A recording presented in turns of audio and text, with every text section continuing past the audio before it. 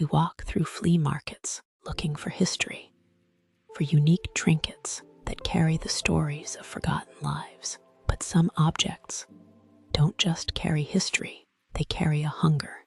My name is Elena, and last Sunday, I found a heavy, oval mirror in a tarnished silver frame, buried beneath a pile of old rugs at a local antique market.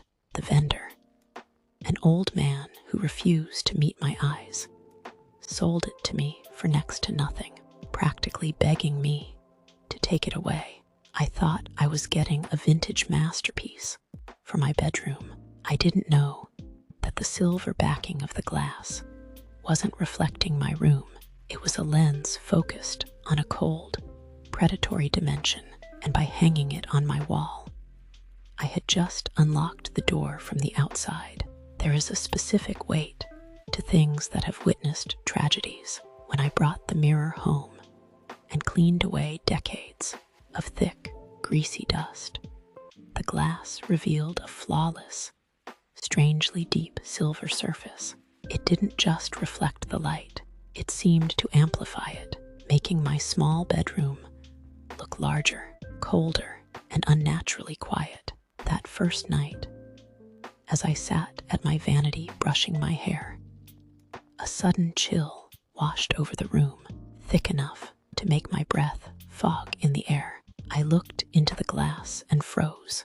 My reflection was there, matching my movements exactly. But in the deep background of the mirror, the door to my hallway wasn't closed.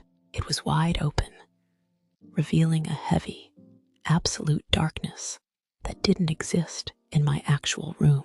I turned around fast, my heart hammering against my ribs. My bedroom door was shut tight. When I looked back at the mirror, the reflection's door was closing itself, slowly, without a sound. By the second day, the mirror had become an obsession. I couldn't stop looking at it, searching for the anomaly, telling myself that the stress of my work was causing visual hallucinations.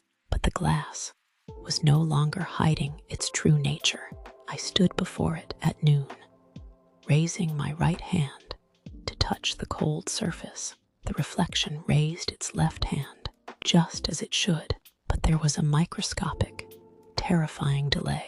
It was a fraction of a second, an echo in time, as if the entity inside the glass had to process my movement before mimicking it. I leaned closer, my face inches from the glass. The reflection's eyes didn't look at my eyes. They looked at my throat. Panic, sharp and metallic, flooded my mouth. I tried to pull back, but my reflection stayed, leaned forward, its face pressed against the inside of the glass, its lips curling into a stiff, mechanical smile that didn't belong to me. Then, the most horrifying thing happened. A drop of sweat rolled down my actual cheek, but in the reflection, the liquid flowed upward, defying gravity, disappearing back into the hairline. The physics of the mirror world were breaking, and I could feel a cold, hypnotic pull emanating from the silver depths, whispering directly into my mind, inviting me to cross the boundary. The human mind is fragile when confronted with the impossible. On Tuesday night, driven by a mixture of terror and an uncontrollable hypnotic compulsion, I approached the mirror one last time. The room was dead silent, the air heavy with the scent of ozone and old dust. I reached out my trembling index finger and pressed it against the center of the glass. There was no hard, cold resistance. The surface of the solid mirror rippled outward in perfect, concentric circles, exactly like the surface of a dark, still pool of water. The glass didn't break. It yielded.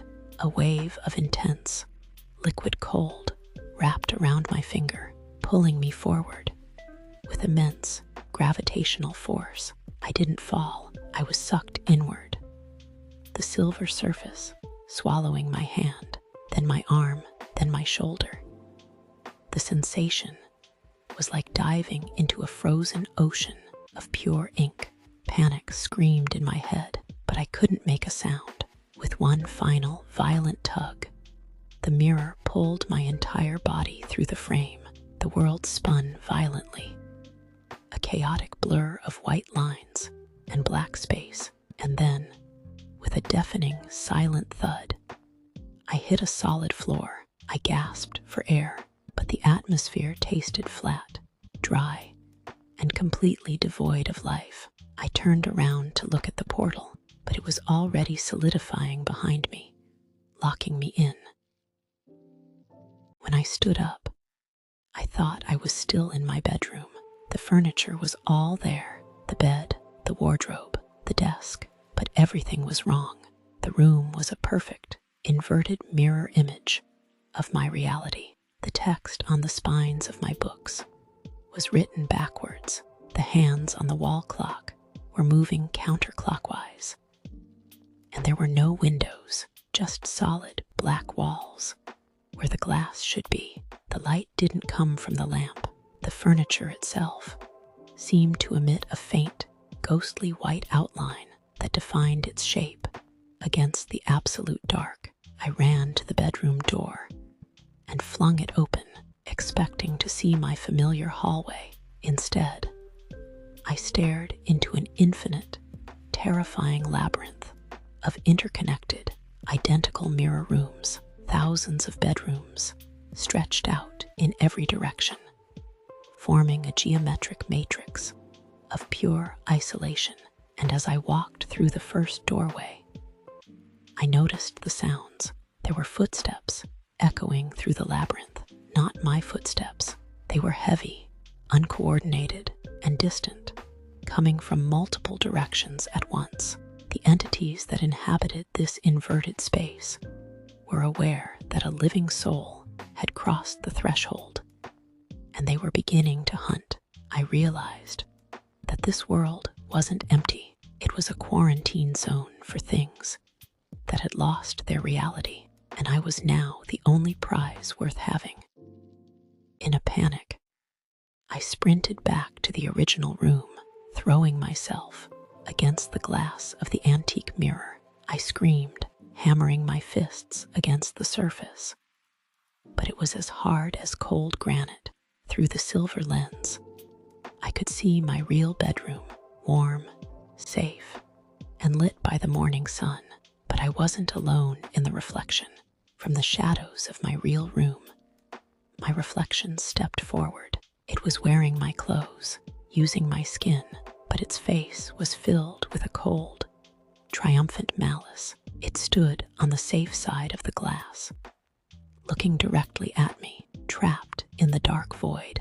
It raised its hand, pressed its fingers against the glass from the outside, and smiled, a perfect human smile that no longer looked mechanical. Then it turned its back on the mirror, walked out of my bedroom, and closed the door behind it. It had taken my life, my name, my world. I am still here, writing this data stream into the deep metadata of the mirror's silver backing, hoping someone on the outside will read it. If you are browsing a flea market and find an oval mirror that feels too cold to the touch, do not buy it, because your reflection is already waiting for you to change places.